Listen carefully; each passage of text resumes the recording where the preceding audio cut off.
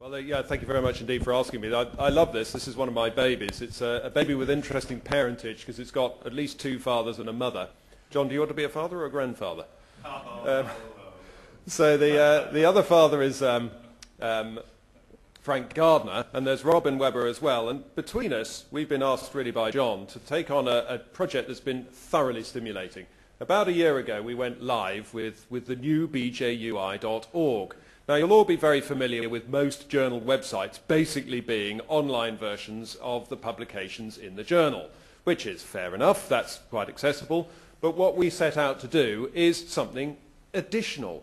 Obviously, you do get the online content, but we've got additional content that's completely different.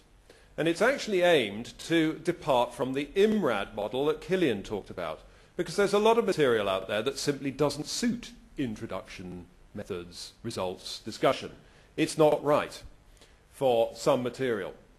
Now, what am I actually going to be discussing now? It's the opportunity really to publish different things, suited for a different style of writing if that's what you wish, suited for multimedia approaches, again if you have got the support locally, for example, of a media department that can take video footage.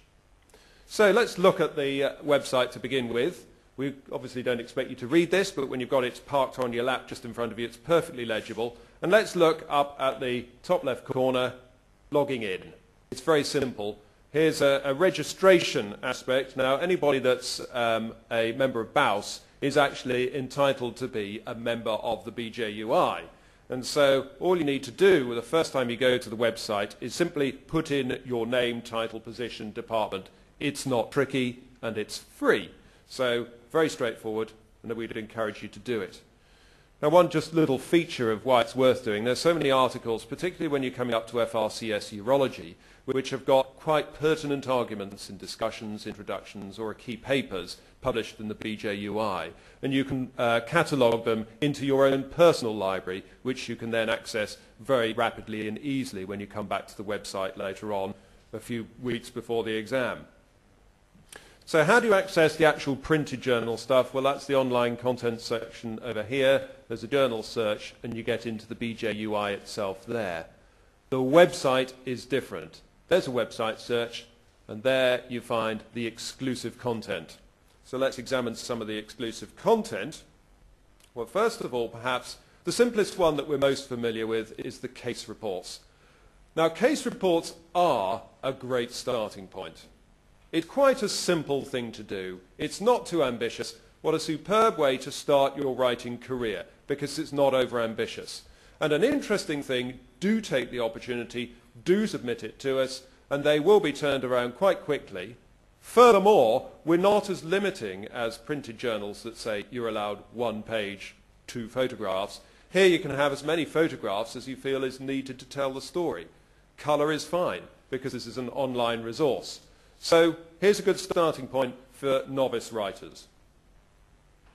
Now, the Surgical Atlas is something that I'm really very excited about, because our aim over the next few years is really to describe pretty much every procedure that's done in urology.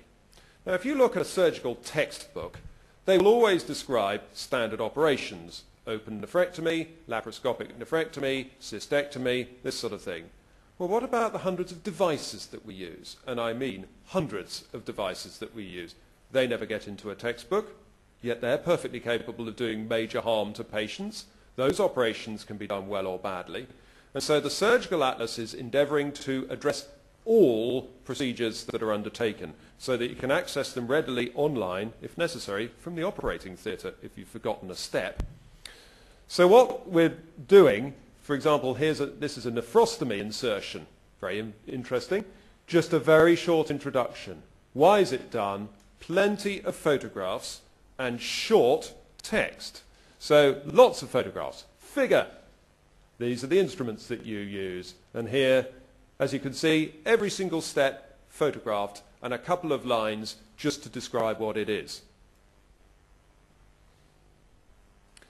The Fingertip Urology section is basically Frank Gardner's baby. It's a fantastic resource which is invaluable for you if you're doing teaching or for communicating effectively to patients. And he's taken topics and got experts in the field, in effect, to do presentations, and a whole series of them. For example, hematuria, which he co-authored with Jim Cato, and a beautiful series of slides, fantastically set up, and a very valuable resource. And anybody wishing to contribute to that can communicate direct with him or through me to him in order to suggest something. The next unique thing is the one that I really like myself as a sort of completely unique thing, the Commonwealth of Urology, because we all have so many different experiences that really never get shared, but they're so much part of our working life. For example, Griff Fellows, and quite a lot of these articles are actually derived from Urolink. He went to Africa for a large part of his registrar years, and so he's written that up. And it's a beautifully illustrated, lovely anecdotal thing that describes his experiences there. When I went to Lucknow on a BUF scholarship, I wrote mine up, but I didn't write about the urethroplasters that I was doing. I wrote about what it's like to go on a fellowship. Well, as a Brit in India, I found it fantastic. Great to see a whole family on a scooter, if a little risky. Nice to know if somebody else is going to Lucknow that they can just refer to this, see what the guest house looks like, describe a bit about. When you're on a ward round and look out the window, you see all the hospital laundry on the roof drying. Absolutely fantastic fun. What sort of food do you get when you're in the guest house? Yes, monsoon is pretty spectacular, and there's a picture of a few bugs in the article as well. So a wide range of articles has gone into Commonwealth of Urology, and it's not just sort of the anecdotes, because of course you will have registrars that are visiting, get them to write it up so that other people visiting the same place will write it up. But I've also got on things like a gentleman, a patient of mine, who really couldn't face the prospect of intermittently self-catheterizing, but he had to. He thought it was a terrible prospect, but when he gave it a go, he found the anticipation was worse than the event. So I've got him to write that up. And I now refer my other patients who think the prospect of intermittently self-catheterizing is too horrible, they can go and look this up themselves and see from a human, actually it's not as bad as they're anticipating.